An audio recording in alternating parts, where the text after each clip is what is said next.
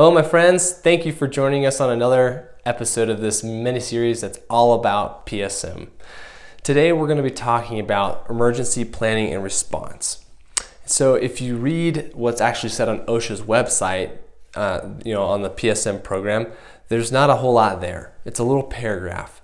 And so the spirit of what it's talking about is that if your facility falls under PSM, you're obligated to make sure that not just your employees are aware of hazards, but the surrounding community.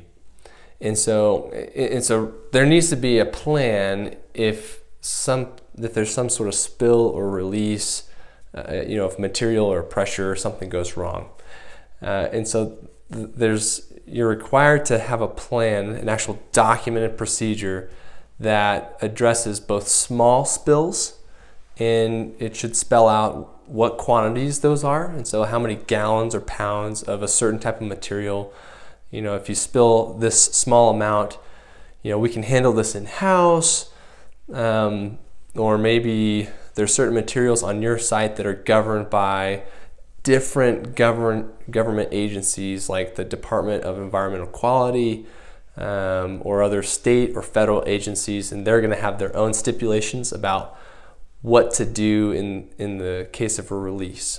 And so there's a reason why OSHA's website is so vague, is because there's so much that applies specifically to your operation and to your state or your wherever you're operating, that the PSM program is basically putting the onus on you to understand what all that is and to have it written out in one big procedure.